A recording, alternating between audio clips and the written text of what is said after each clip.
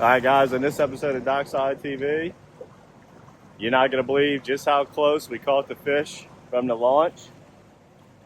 It was actually about 50 yards behind me. We're on the way home right now with almost a limit and a handful of trout. Enjoy this episode of DockSide TV and check out the hook we were using to catch all these trout.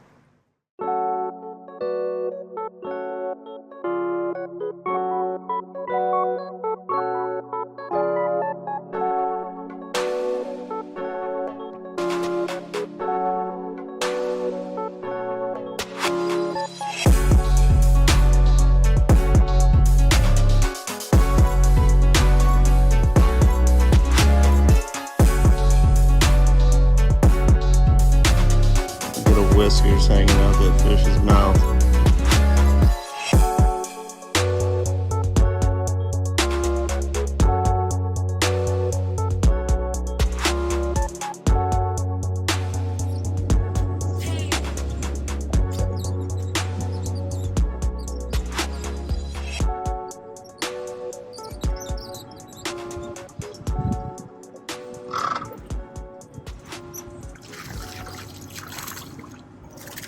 You never know what you're going to see out here. That's why you got to always keep your eyes peeled. I'm coming out the pass, do a little fishing.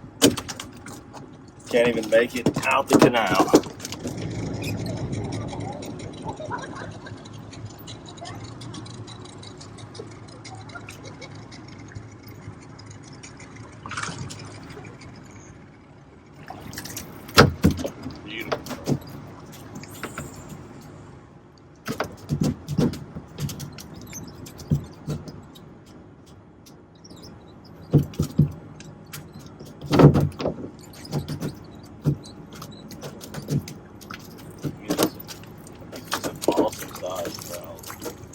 That one's a little short.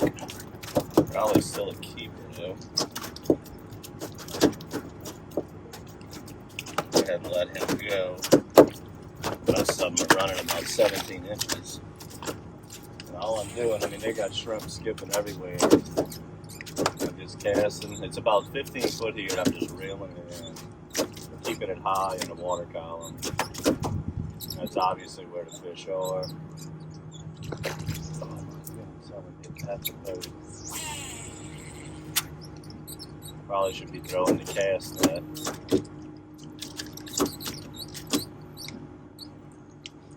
I've only seen this a handful of times in my life.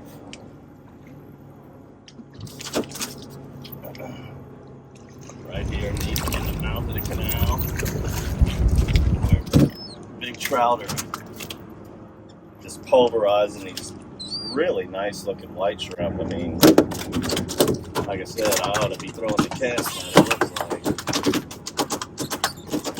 This is just one of them fluky things. That's why we like to always have the camera with us, because you never know what you're going to see. I mean, these trout and these shrimp are in here like bees.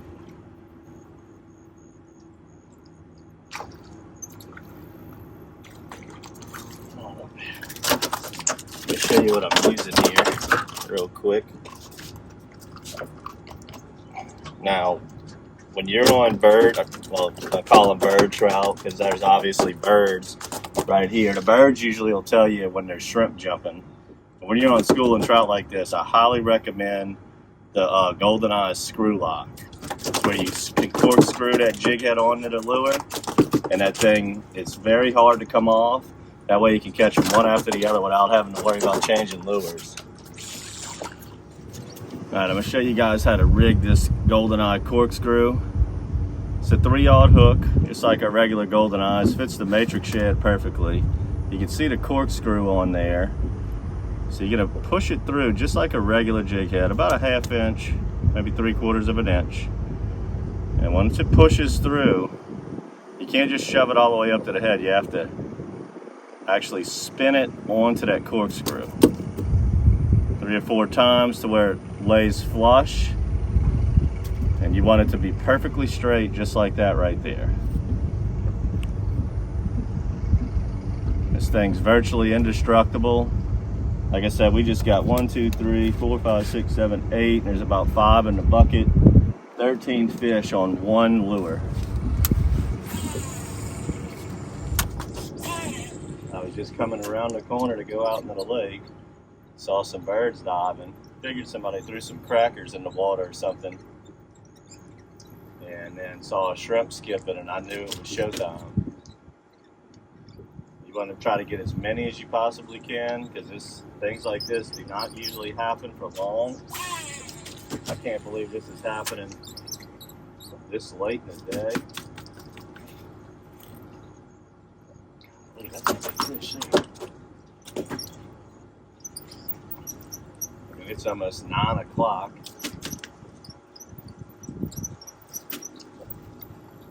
We got birds and shrimp diving right here in the canal. I mean, look at the size of these trout, guys. That ain't no typical bird trout there, baby. That ain't no typical bird trout. That's big ones, big dogs. Got the glow matrix on, but that color certainly doesn't matter. But I do believe that this jig has 3/8 or a half ounce. That way you can cast it far. The GoldenEye screw lock. Get it out there. Always throw right where you see a shrimp jump or a bird swoop down.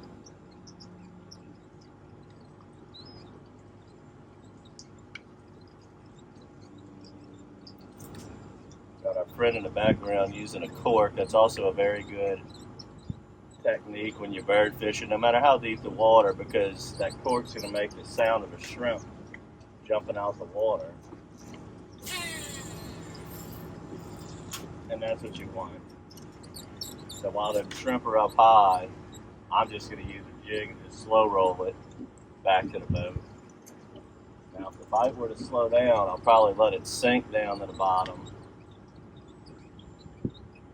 As a lot of times, them fish will have them shrimp rallied up to the top, and then whenever the feeding frenzy ends, they'll just sink back to the bottom. The bite will slow down, but you can still pick off a few. And that might be what we have to go to here, is a couple casts on a bite. When we get into that August, September, October, November time frame, the lake fills up with white shrimp, and you just always have to have your eyes peeled for bird activity.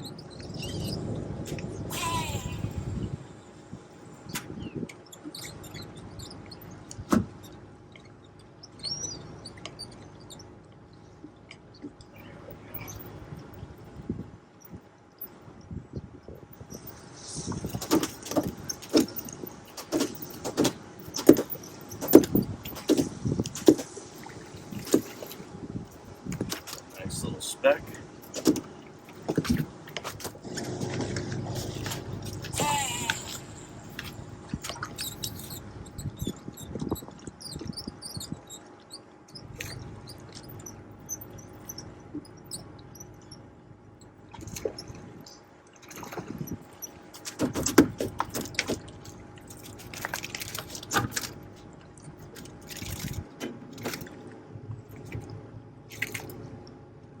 See how many fish we went through here, and that lure's still in tip-top shape due to that screw lock jig there.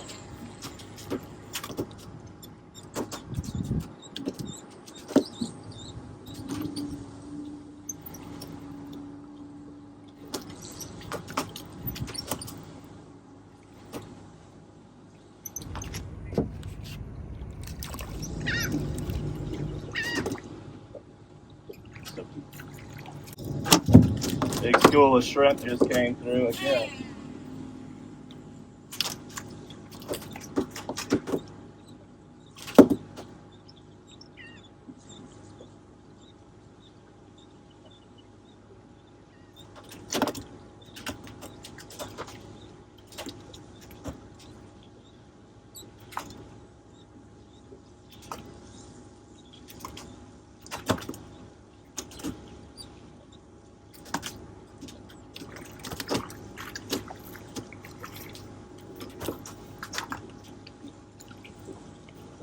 Flipping a fish in, see a shrimp jumping right next to the boat.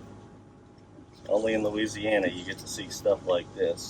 That's fish number probably 12. 12 in a row in the summer where the plastics get soft.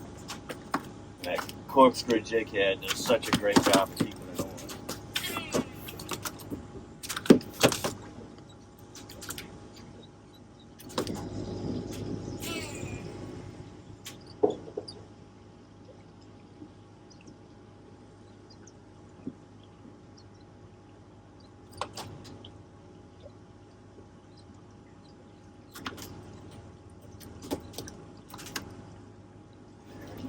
A nice, slow, steady retrieve. What you're doing is you're keeping that lure suspended.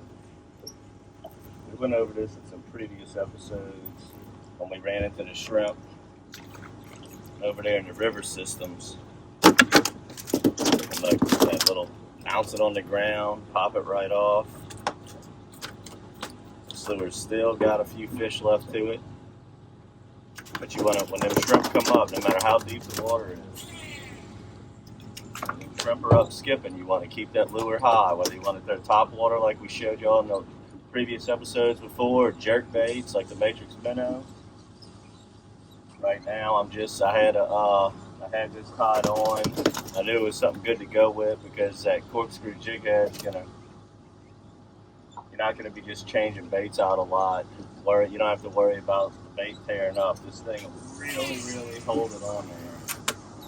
So when you're doing something like this, and you get on a rally of those trout, the speck's up high, and the shrimp are up high, and it's just pandemonium like it was before, birds diving, all of that, and then it quits. Simply do what I'm doing now. Just cast out. This is pretty deep water. Let it get to the bottom, and then do your basic poncho train pop, jigging it on the bottom. See if the fish have just sunken down to the bottom. See if you can relocate them without using the visual of the shrimp. Skip it on the surface, because that's the shrimp skipping on the surface. That's not going to happen. You're going to see it over the next several months, but don't count on it. All right. Well, the chaos on the surface kind of came to an end. Now I'm letting it sink to the bottom. Catching trout. This is a white trout though. I'll go over the situation with that. Good keeper size whitey. So I'm just making casts of where those shrimp were jumping.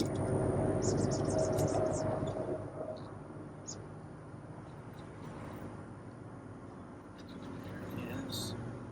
Just letting it get down to the bottom.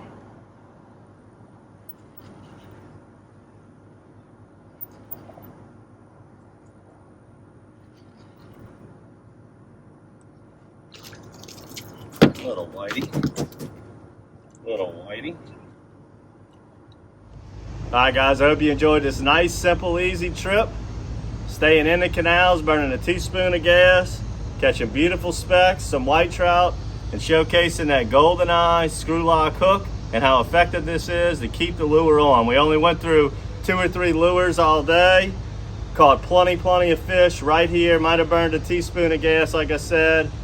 Just incredible to see the shrimp in this early in the year and working right here in the canals already. Make sure to subscribe to the monthly bait box. Get your hands on these screw lock hooks. These GoldenEye screw locks, this is the way to go when you're catching fish really fast, especially in the summer months. Subscribe to our YouTube channel to see all the crazy things we see out there in the water, including what we saw today, which was a phenomenon, seeing shrimp skipping all over the canal right here in our backyard. Until next time, guys, good fishing.